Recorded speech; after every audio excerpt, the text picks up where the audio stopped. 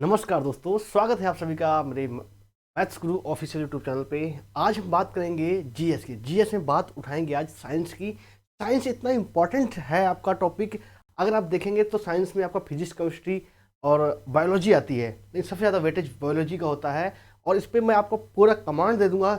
आप किसी भी एग्जाम की तैयारी कर रहे होंगे तो आपको साइंस के जो क्वेश्चन आते होंगे, चाहे यूपी पीसीएससी कर रहे हो या आप एसएससी या फिर आप किसी भी जो वनडे एग्जाम होते हैं, उनका आपका साइंस के कोई सी भी क्वेश्चन आपके छूटेंगे नहीं। तो क्लास को शुरू करते हैं। आप लास्ट तक देखिएगा, हर एक ऑप्शन को, मतलब पूरा मैं क्वेश्चन का ऑपरेशन कर दूंगा। इनमें वही क्वेश्चन होंगे जो आपके एग्जाम्स में मिलते हैं, लगातार आपको क्वेश्चन में मिलेंगे भाई। क्वेश्चन शुरू करते हैं। सबसे पहला का क्वेश्चन आपके स्क्रीन पे है। कह रहा है जिस रूप में पौधे नाइट्रोजन प्राप्त करते हैं वह है नाइट। पहला ऑप्शन है आपका नाइट्रिक ऑक्साइड। सब लोग खुद करते चलिएगा क्योंकि ये क्वेश्चन है जो आपको हर बार एग्जाम में मिलते हैं। पहला ऑप्शन आपका nitric oxide, second nitrate, third ammonia, D nitrite. देखो, अमोनिया तो होगा नहीं क्योंकि नाइट्रोजन की बात है। अब इन तीनों में होना चाहिए नाइट्रिक ऑक्साइड, नाइट्रेट और नाइट्राइट। तो आप सब लोग को पता होना होगा किसके रूप में लेते हैं। अगर हम किसी पौधे को डायरेक्ट अगर नाइट्रोजन दे देते हैं तो पौधा क्या हो जाता है, मुरझा जाता है। लेकिन वो क्या होता है, वो डायरेक्ट नहीं लेता क्योंकि पौधा जो होता है आपका वो नाइट्रेट के फॉर्म में लेता है। किसके फॉर्म में लेगा भाई? नाइट्रेट के फॉर्म में। अब देखो यार, नाइट्रोजन आपका N2 है और इस N2 है, ये नाइट्रेट बनेगा NO3 माइनस। ये किसकी वजह से बनता है? इसके लिए कुछ आपके जो है साइनोबैक्टीरिया पाए जाते हैं। कौन से? साइनोबैक्टीरिया। ये साइनोबैक्टीरिया की वजह से नाइट्रेट फॉर्म में परिवर्तित होता है। जो आपका नाइट्रोजन होता है वो साइनोबैक्टीरिया या नीले हरे शैवाल होते हैं, इनकी वजह से ये नाइट्रेट फॉर्म में परिवर्तित होता है। तब जाके पौधे नाइट्रेट को लेते हैं। ये बात आपको क्लियर हो गई होगी। नाइट्रोजन डायरेक्ट नहीं लेते हैं पौधे। पौधे क्या लेते हैं भाई? नाइट्रेट के फॉर्म में लेते हैं। ठीक है, आइए अगले क्वेश्चन पे। अगला क्वेश्चन आपके स्क्रीन पे है। कह रहा निम्नलिखित में से, ये देखो विटामिन, ये विटामिन पे है क्वेश्चन। निम्नलिखित में से किस युग में सही सुमेलित नहीं है? पहला है A thiamine, thiamine beriberi, ascorbic acid scurvy, vitamin A वर्णांधता, विटामिन के रक्त जमना। आपको पता होना चाहिए भाई आपका आंसर क्या होगा। विटामिन के सारे जहां से जहां तक क्वेश्चन पूछे जाते हैं सबको मैं यहीं पे खत्म कर दूंगा इसी क्वेश्चन में। देखो, आपको पता होना चाहिए वर्णांता। वर्णांता क्या होता है भाई? जेनेटिक डिजीज होती है। जेनेटिक डिजीज होती है मतलब क्या? जन्मजात बीमारी होती है। तो आपका वर्णांता, वर्णांता गलत होगा भाई। वर्णांता क्या? सुमेलित नहीं होगा। बाकी आपके जितने भी देख रहे हैं बेरी बेरी, स्कर्वी, रक्त जमना, ये सारे विटामिन की वजह से डिजीज, ये सारे क्या है? विटामिन की वजह से बीमारियां फैलती हैं। चीज़ों को समझो, कैसे आप क्वेश्चन को क्लिक करोगे वो चीज़ में जानना जरूरी है। बेरी बेरी, स्कर्वी और रक्त का जमना, ये क्या विटामिन की वजह से होती है। लेकिन वर्णांता जो है आपका कलर ब्लाइंडनेस, कलर ब्लाइंडनेस क्या होती है? जन्मजात होती है। अगर आपके दादा नाना की, मतलब कि क्या होता है भाई, जेनेटिक डिजीज होती है। तो आपका कौन सा ऑप्शन गलत होगा भाई? सी विल बी राइट आंसर। ये बात क्लियर होगी। अब देखो यार, आपको पता होना चाहिए कितने आपके विटामिन होते हैं। विटामिन ए आपका, अगर आप देखोगे विटामिन बी, बी क्या है आपका? थायमिन होता है। थायमिन आपका क्या होगा भाई? विटामिन बी क्या है आपका? थायमिन है। इसकी वजह से क्या बेरी बेरी होता है। एस्कॉर्बिक एसिड, ये क्या होता है? विटामिन सी होता है। विटामिन ए, विटामिन ए का क्या नाम होता है आपका? रेटिनॉल। विटामिन ए का जो वैज्ञानिक नाम होता है वो क्या होता है? रेटिनॉल। इसकी वजह से क्या होता है आपका भाई? रतौंधी होती है। और विटामिन ए बी सी हो गया। विटामिन डी, विटामिन डी की वजह से क्या होता है भाई? विटामिन डी का पहले आपको पता होना चाहिए नाम क्या होता है। सब लोग नोट करते चलिएगा क्योंकि एक ही क्वेश्चन में मैं कई सारे क्वेश्चन वो करा रहा हूँ। विटामिन डी में आपको क्या होता है भाई? विटामिन डी, विटामिन डी आपका क्या होता है? Calciferol, calciferol. विटामिन डी क्या होता है आपका? कैल्सीफेरॉल। और विटामिन डी के बाद विटामिन ई, विटामिन ई क्या होता है आपका? टेकोफेरॉल। विटामिन ई क्या होता है आपका? टेकोफेरॉल। ये भी कई बार इसके क्वेश्चन बनेंगे। विटामिन ए बी सी हो गया आपका। ए आपका क्या? Retinol, vitamin A retinol. B आपका क्या हो गया भाई? आपका थायोमिन। सी क्या हो गया? Ascorbic acid. और डी क्या हो गया? कैल्सीफेरॉल। ई क्या हो गया? टेकोफेरॉल। और विटामिन के क्या होगा? फेलोक्विन, फेलेक्विनोन, फेलेक्विनोन। ये बात आपको क्लियर होनी चाहिए। और एक बार और क्वेश्चन आपको बनता है इसके में, जो भी क्वेश्चन बनते हैं सारी चीजें क्लियर करेंगे। एक क्वेश्चन और आपका बनता है क्या, वसा में घुलनशील विटामिन और जो है जल में घुलनशील। तो जल में घुलनशील आप याद कर लीजिए, तो जल में जो घुलनशील होगी, देखो विटामिन से जितने क्वेश्चन बनते हैं सारे क्वेश्चन आपके एक ही क्वेश्चन में मैं करा दे रहा हूं। तो जल में घुलनशील जो बीमारी होती है बी और सी, बी के जितने भी होती हैं B1 B2 ये B6, ये सारी क्या होती है आपके जल में घुलनशील होती हैं। और वसा में क्या होगी आपका जो बच्ची कौन सी ADEK, ये क्या एडेक, ये क्या होगा आपका वसा में घुलनशील होंगी। तो एक ही क्वेश्चन में आपकी सारी चीजें क्लियर हो रही हैं। चलिए अगले क्वेश्चन पे आइए भाई। अगला क्वेश्चन आपके स्क्रीन पे है। अगला क्वेश्चन कह रहा है क्या, मानव रक्तदान में के लिए कौन सा रक्त समूह सार्वत्रिक दाता है, यूनिवर्सल डोनर कौन सा है। यह बात आपको सबको पता होगी, लेकिन इसी में अगर हम पहले इसका आंसर आप बताइए, कमेंट बॉक्स में कमेंट कीजिए भाई इसका आंसर क्या होगा। बहुत ही आसान तरीके से ये भी करेंगे आप। यूनिवर्सल डोनर आप सबको पता है ओ क्यों होता है, क्योंकि इसके पास क्या एंटीजन नहीं होता है। क्या नहीं होता भाई, इसके पास एंटीजन। देखो आप जानते होंगे ब्लड ग्रुप इन्होंने ए कर दिया, बी कर दिया और ए बी कर दिया और ओ कर दिया। ओ के पास क्या होता है, जीरो एंटीजन होते हैं, जीरो एंटीजन होते हैं, एंटीजन। इसके पास क्या होता है, ओ के पास जीरो एंटीजन होते हैं, इसलिए सबको दान दे पाता है। ठीक है भाई, ये बात आपको क्लियर होनी चाहिए। तो ओ क्यों दान दे पाता है, तो उसके पास जीरो एंटीजन होते हैं। ये कई बार ओ नहीं, इन्होंने जीरो लिखा था लेकिन इसी को ओ बना दिया इन्होंने, क्योंकि अल्फाबेट में करना था इसीलिए। नहीं तो आपको कुछ भी जब नाम इन्होंने डिसाइड किया था तो जीरो एंटीजन होते थे, तो इसीलिए कहीं ना कहीं हो सकता है इसी वजह से इसको ओ पे गए। नहीं तो ए बी कुछ बात सी कर सकते थे, डी कर सकते थे, लेकिन सीधा ओ पे क्यों गए, क्योंकि ये जीरो से मिलता जुलता है। ये बात क्लियर है। जीरो यूनिवर्सल डोनर क्यों होता है, क्योंकि इसके पास जीरो एंटीजन होता है। ये बात आपको क्लियर होनी चाहिए। हो सकता है ऐसे क्वेश्चन भी बन सके आपसे। देखो ये ए में देखो, ये आपके जो एरो में दिख रहे हैं ना आपकी, ये क्या है एरो में जो दिख रहा है आपका, ये क्या है एंटीजन है। और बी में देखो, इसके बाद बी में भी एंटीजन है, लेकिन यहीं पे आप देखो ओ में एंटीजन नहीं है। ठीक है, आइए अगला क्वेश्चन आप देखिए। मस्तिष्क, आपका जो दिमाग है इस पे क्वेश्चन है भाई। मस्तिष्क जिम्मेदार है सोचने के लिए, बी है आपका हृदय गति नियंत्रण करने के लिए, सी है रक्त के संतुलन के लिए, डी है उपरोक्त तीनों के लिए। बताइए भाई आपका ब्रेन किसके लिए जिम्मेदार है, ब्रेन से आप क्या क्या करते हैं, ब्रेन से आप क्या क्या करते हैं भाई। शायद आपको पता होना चाहिए ब्रेन आपका क्या होता है भाई, 3 पार्ट होते हैं।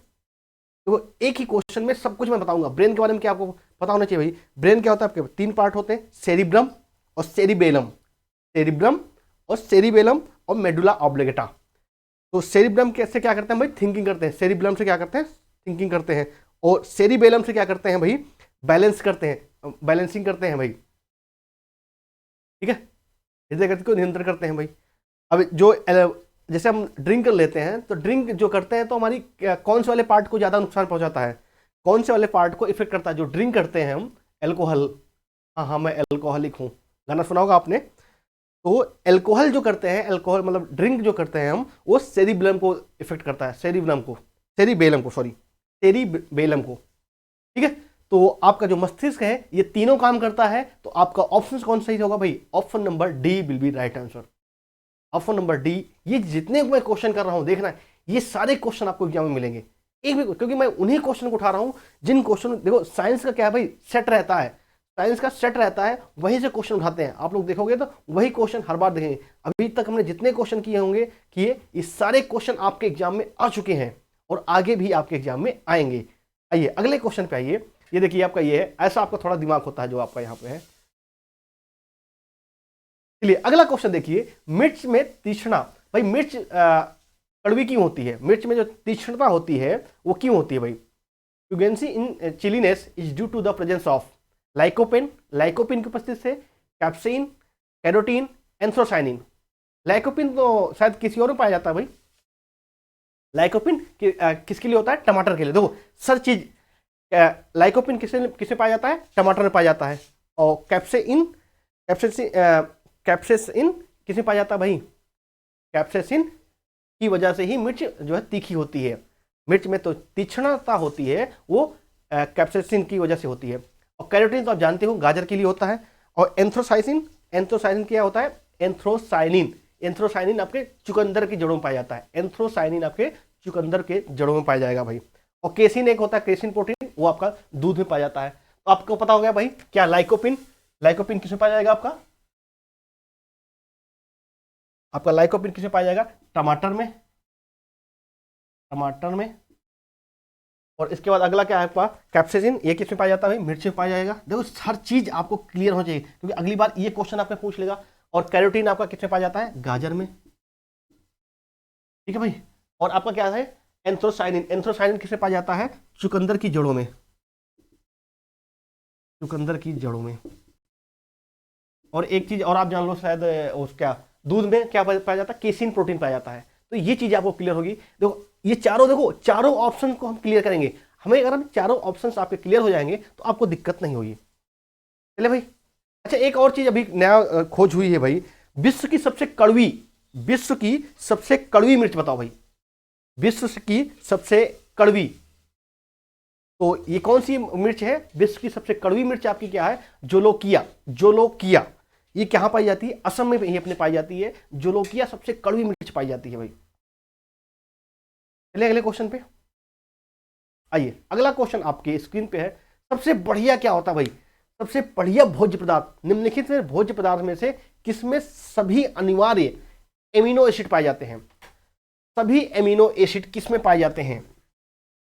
कई लोग दूध कह रहे होंगे, पहला ऑप्शन है आपका पास चावल, सेकंड है दूध, थर्ड है आपका अंडा, चौथा है आपका सोयाबीन। गेस करो क्या हो सकता है। अच्छा गेस करोगे तो शायद काफी लोग दूध और अंडा पे ही जाएंगे क्योंकि अंडा को काफी अच्छा माना जाता है और दूध को भी माना जाता है। तो दोस्त यहाँ पे दूध नहीं होगा, यहाँ पे क्या होगा, अंडा होगा। अंडे में क्या है, सभी प्रकार के एमिनो एसिड्स पाए जाते हैं, सभी एमिनो एसिड किसे पाए जाएंगे, आपके अंडे में पाए जाएंगे भाई। ये बात आपको क्लियर होनी चाहिए। चले अगले क्वेश्चन पे, ये जितने भी सारे एमिनो एसिड, ये देखो आप अंडा है आपका, ये इसमें सभी प्रकार के आपके एमिनो एसिड्स पाए जाते हैं, इसलिए अंडे को माना गया है। इसीलिए काफी लोग कहते हैं नहीं भाई नॉन वेज नहीं खाते हैं लेकिन वो एगिटेरियन होते हैं, वो अंडा खाते हैं। कई लोग को आपने देखा होगा वो मांस नहीं खाते, मतलब नॉन वेज नहीं खाते, चिकन मटन नहीं खाते हैं, लेकिन अंडा खाते हैं। वो चालाक होते हैं क्योंकि उन्हें पता है कि सभी प्रकार के एमिनो एसिड्स आपके अंडे में पाए जाते हैं, इसीलिए वो अंडे खाते हैं। चलिए अगले क्वेश्चन पे, एथेनॉल के व्यावसायिक उत्पादन में कौन सा खमीर प्रयोग में लाया जाता है। जो आप काफी लोग जो ड्रिंक करते हैं, शायद आप लोग नहीं करते होंगे, आप लोग अच्छे बच्चे हैं, जो ड्रिंक करते हैं एथेनॉल, एल्कोहल C2H5OH का कौन सी खमीर का प्रयोग किया जाता है भाई, कौन सी खमीर की वजह से ये आपका बनता है। शराब किसकी वजह से बनता है, ये आपका फैक्चुअल डाटा है, ये आपको सेव मतलब याद ही करना पड़ेगा। तो क्या क्या है आपका सैक्रोमाइसीज सेरोविसी, सैक्रोमाइसीज, सैक्रो याद कर लो, कहते नहीं भाई अगर दारू पी लो तो लोग शक कर लेते हैं ये शराबी ही है, सैक्रो से आप याद कर लीजिए सैक्रोमाइसीज। तो option number B will be right answer होगा, क्या होगा आपका सैक्रोमाइसीज। क्लियर है। चलो भाई अगले क्वेश्चन पे है। अगला क्वेश्चन आपकी स्क्रीन पे है, ये काफी अच्छा क्वेश्चन है और हर बार एग्जाम में आपके मिलता है।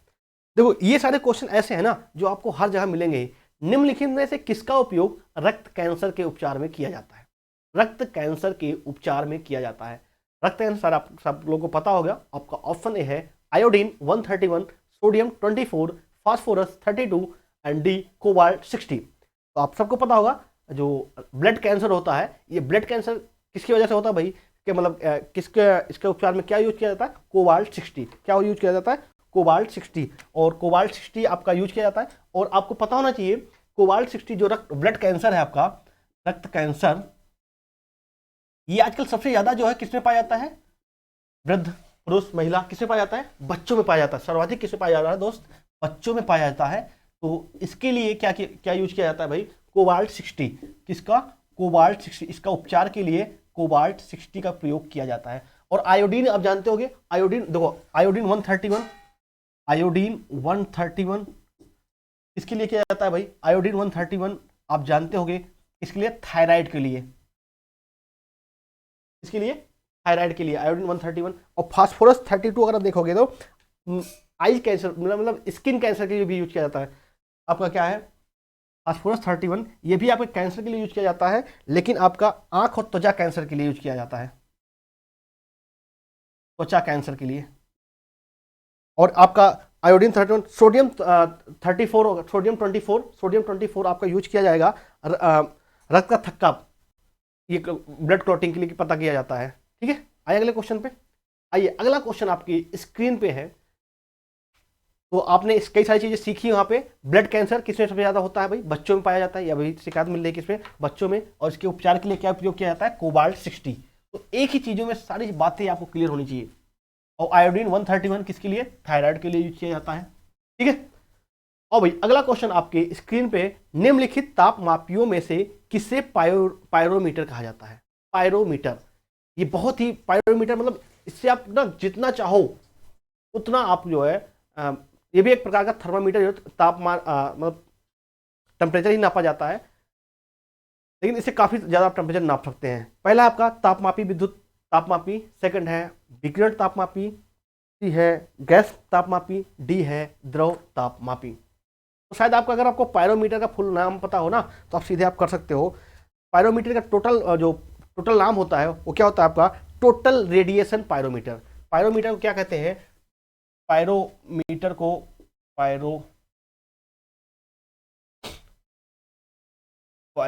का टोटल नाम, फुल नाम क्या होता है?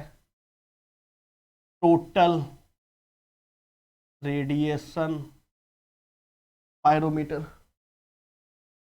इसका तो यहीं से आपको क्लियर हो जा रहा होगा, रेडिएशन। तो रेडिएशन मतलब क्या? विकिरण तापमापी। ये क्या है? एक प्रकार का विकिरण तापमापी होता है।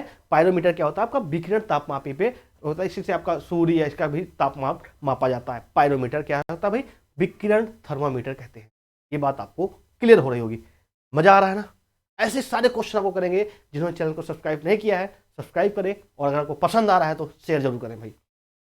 चलो अगले क्वेश्चन पे आओ। डायनमो एक युक्ति है जो परिवर्तित करती है। डायनमो एक युक्ति है जो परिवर्तित करती है। अगर मैं, जो लोग गांव से होंगे उन्हें अगर मैं बता दूं तो शायद आप इसका आंसर बहुत जल्दी से बता देंगे।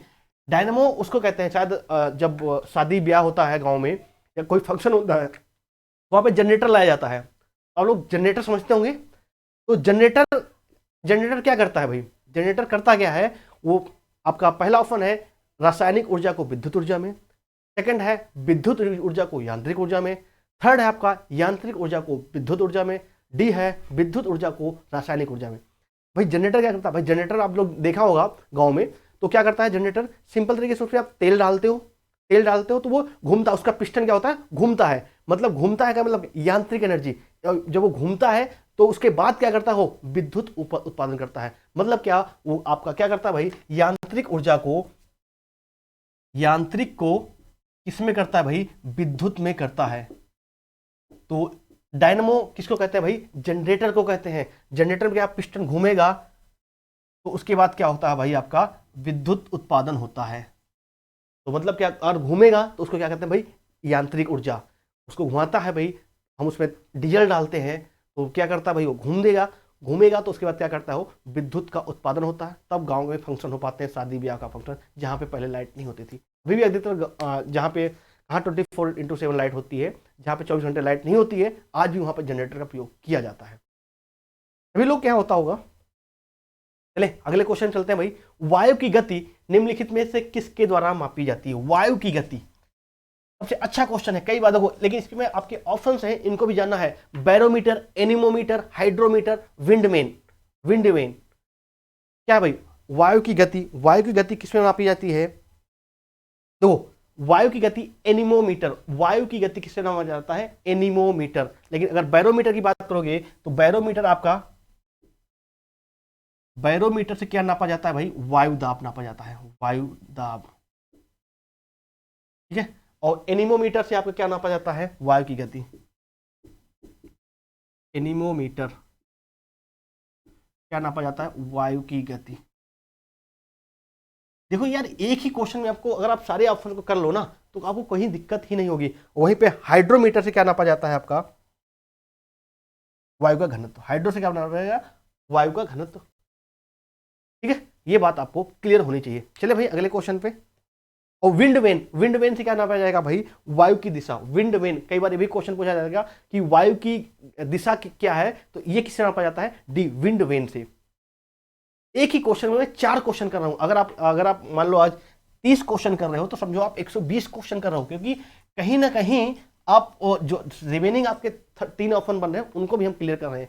ये तो घिसा पिटा क्वेश्चन है, इसको सब लोग शायद जानते होंगे।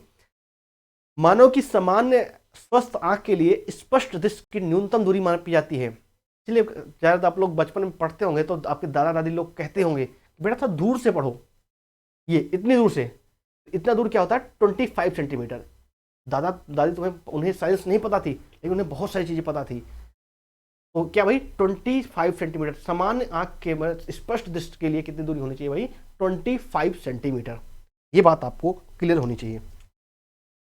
अगला क्वेश्चन पे आइए भाई, न्यूक्लियर रिएक्टरों में विमंदक और प्रशीतक दोनों की तरह प्रयुक्त होने वाला पदार्थ है। द सब्सटेंसेस, एक सेकेंड,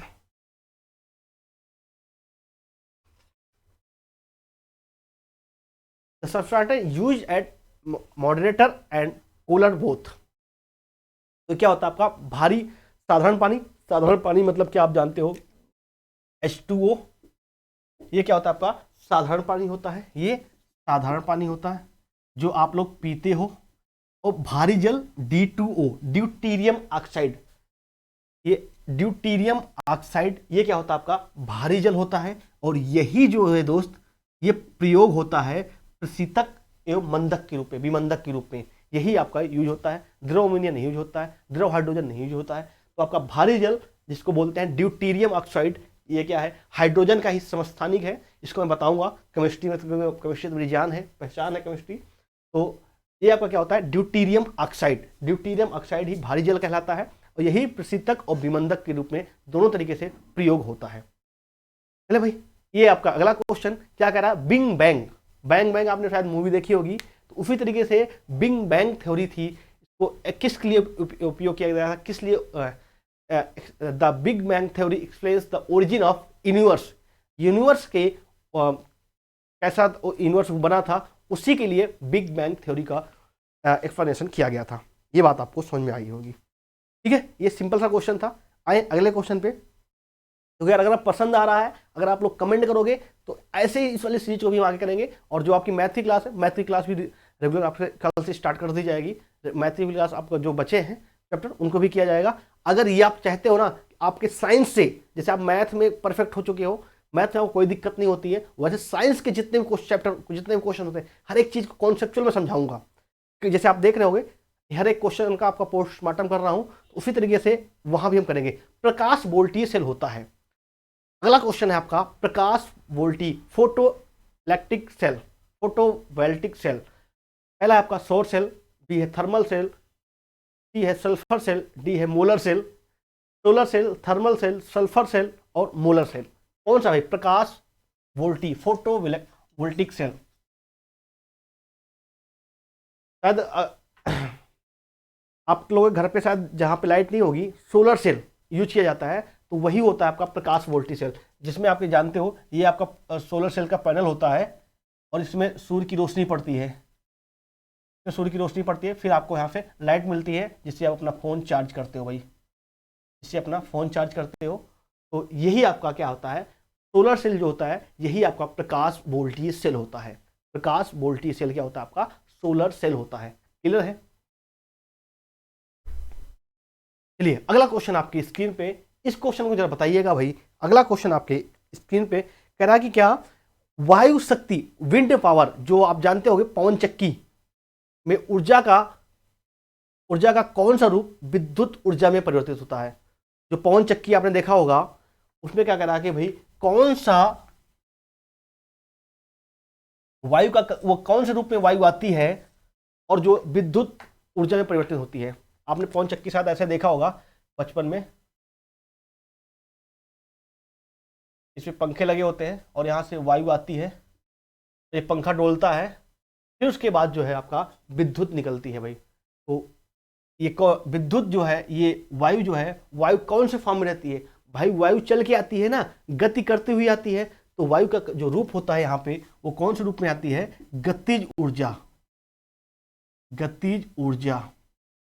तो कौन से फॉर्म में आती है भाई, वो गतिज ऊर्जा में आती है, स्थितिज ऊर्जा में नहीं, सौर ऊर्जा की वजह से नहीं भाई, रोशनी की वजह से थोड़ी होता है, रेडिएशन की वजह से थोड़ी होता है। तो किसकी वजह से होता है भाई? गतिज ऊर्जा, काइनेटिक एनर्जी की वजह से होता है। ये बात आपको समझ में आई होगी, मजा आया, चीजें क्लियर हुई है। चलिए अगले क्वेश्चन पे, एक आपका लास्ट क्वेश्चन, इस क्वेश्चन को बता दीजिए, कई बहुत ही इंपॉर्टेंट क्वेश्चन है और लगातार एग्जाम में पूछा भी गया है। इसका आंसर बताइए भाई। कह रहा है कि आइंस्टीन को नोबेल पुरस्कार से सम्मानित किया गया था, कौन से? उन्होंने, ये सारे काम तो आइंस्टीन के ही हैं, लेकिन आइंस्टीन भी जब ये दिया गया ना, तो आइंस्टीन भी कह रहा था कितने मूर्ख लोग हैं, जो मेरा अच्छे अच्छे काम थे उसके लिए मुझे नोबेल पुरस्कार नहीं दिया गया, जो मेरा छुट्टू सारा काम था, छोटा सा काम था, उसके लिए मुझे नोबेल पुरस्कार दिया जा रहा है। पहला आपका ऑप्शन है प्रकाश वैद्युत प्रभाव के लिए, सेकंड है विशिष्ट ऊष्माओं के सिद्धांत के लिए,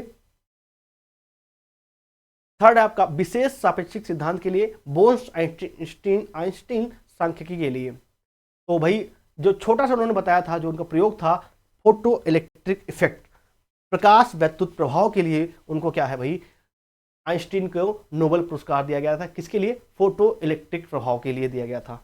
जो रिलेटिविटी था, रिलेटिविटी से उन्होंने क्या बताया था, E बराबर mc², विशेष सापेक्षिकता सिद्धांत जो आपका ऑप्शन सी है, यहीं से उन्होंने E बराबर mc² वाला फार्मूला दिया था।